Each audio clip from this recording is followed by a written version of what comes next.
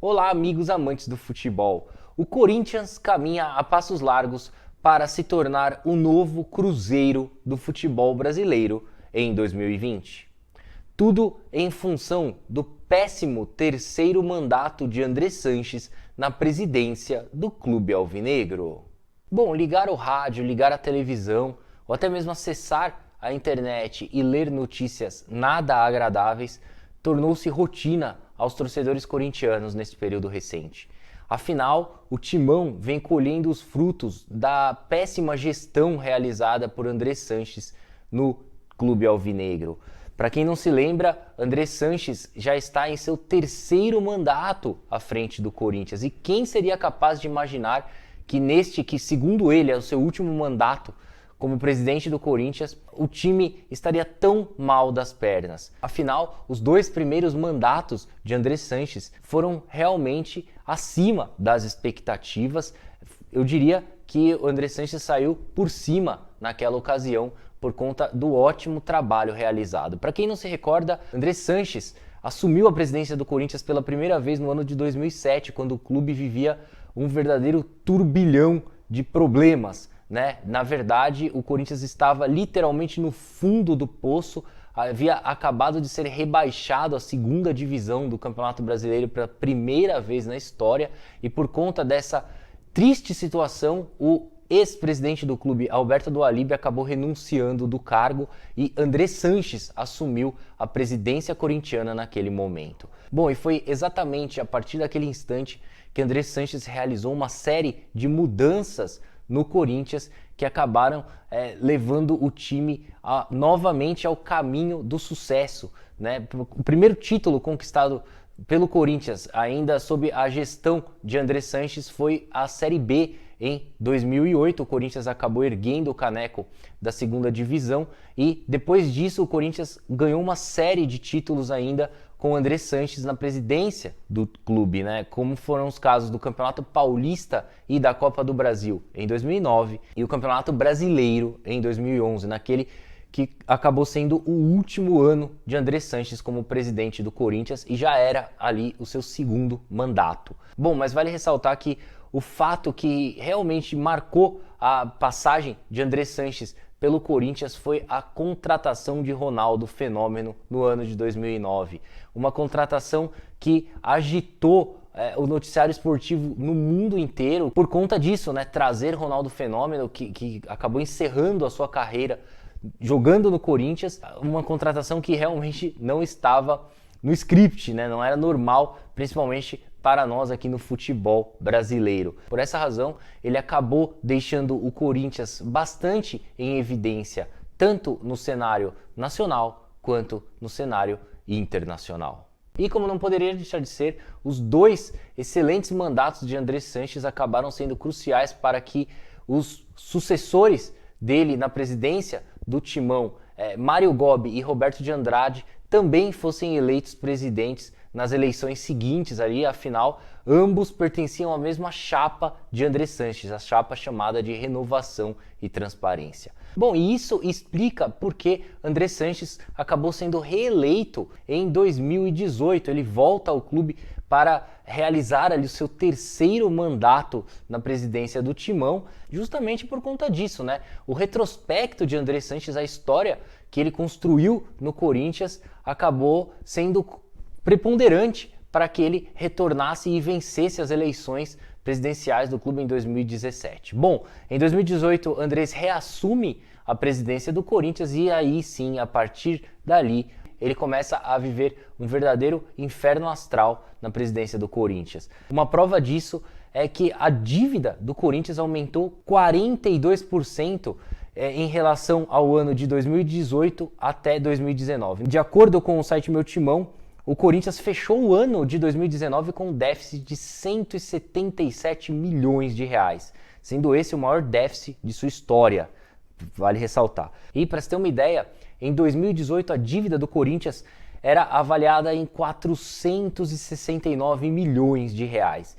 De 2018 para 2019, essa dívida aumentou o montante de 196 milhões de reais. Tanto é que o Corinthians fechou 2019 com a dívida avaliada em 665 milhões de reais. Isso sem contar o financiamento de sua arena. Isso obviamente acaba trazendo grandes problemas ao Corinthians. Por exemplo, o Corinthians perdeu totalmente a credibilidade no mercado, né? Para o Corinthians conseguir um empréstimo bancário hoje é muito difícil.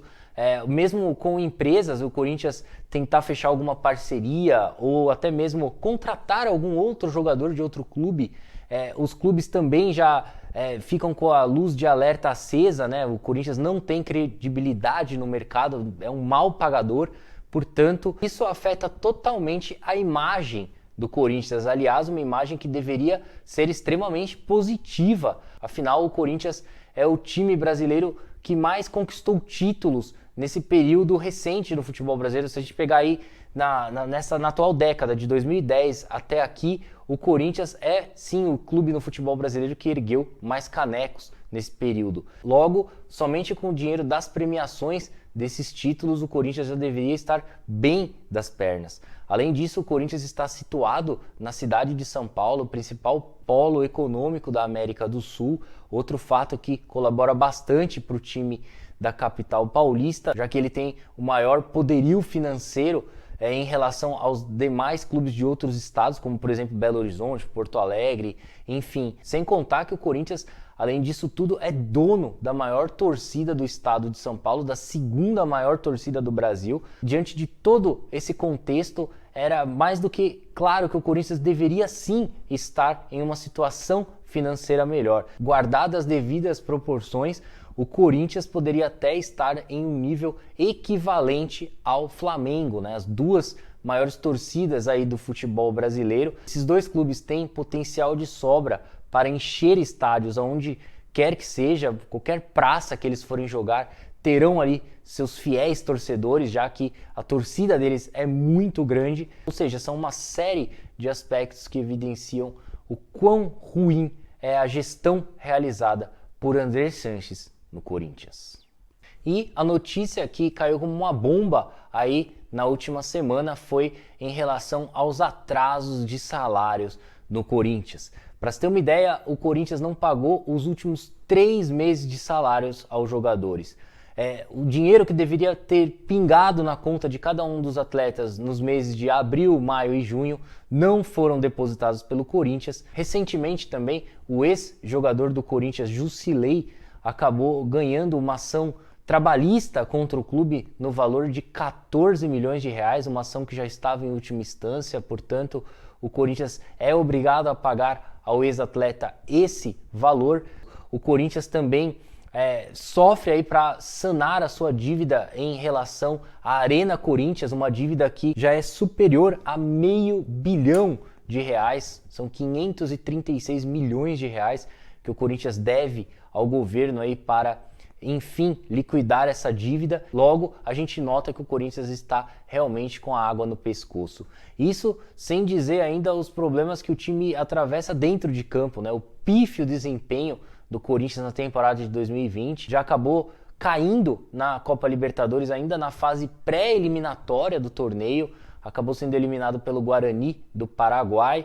No Campeonato Paulista vive uma péssima situação, né? Faz uma campanha bem abaixo das expectativas, é o terceiro colocado do grupo D do Paulistão, correndo sérios riscos aí de não se classificar à fase mata-mata do estadual. E a alternativa encontrada pela diretoria do Corinthians para tentar parar as arestas ali dentro de campo foi trazer o atacante Jô. O Corinthians segue negociando aí o retorno do ex-atacante do Timão ao clube. O Jô, que acabou deixando o Corinthians no ano de 2017, naquele mesmo ano realizou uma grande temporada pelo Corinthians. Por conta disso, foi vendido ao Nagoya Grampus do Japão, onde está até hoje. O Jô realizou uma boa temporada no ano de 2018 pelo time japonês. Para você ter uma ideia, marcou 24 gols em 37 jogos realizados pelo Nagoya na temporada de 2018, enquanto em 2019 realizou uma péssima temporada. Foram apenas 8 gols em 37 jogos. O Jô está há exatos 6 meses sem jogar e não balança as redes desde o mês de setembro. Diante desse cenário, a pergunta que fica é a seguinte: a vinda de Jô será capaz de solucionar todos os problemas do Corinthians dentro de campo? Difícil de acreditar nisso, afinal, trata-se de um jogador veterano, né? O Jô já tem 33 anos de idade, é difícil apostar todas as suas fichas aí em um jogador que já está no final de sua carreira e, como eu citei há pouco, não atravessa um bom momento. Futebol também é coletivo, né? O Corinthians não vem jogando bem, o principal problema do Corinthians dentro de campo é a parte tática, o Thiago Nunes não vem conseguindo ajustar o time dentro de campo, até agora não mostrou a que veio, depois de ter realizado um excelente trabalho à frente do Atlético Paranaense.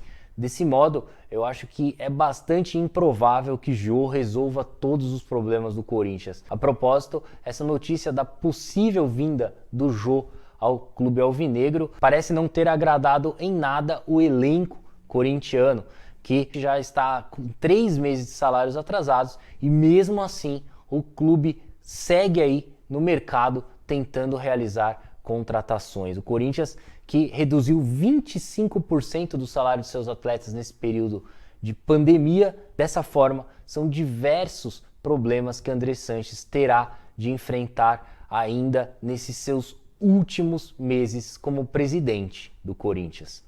O futuro do Corinthians realmente é tenebroso. Me lembra muito o Cruzeiro, que tinha uma folha salarial altíssima, não tinha dinheiro suficiente para liquidar esses salários, começou a contratar diversos jogadores sem ter recursos para isso, e no final das contas a gente viu aí o que aconteceu com o Cruzeiro. Parece que o filme se repete com o Corinthians nesse ano de 2020. Vamos aguardar.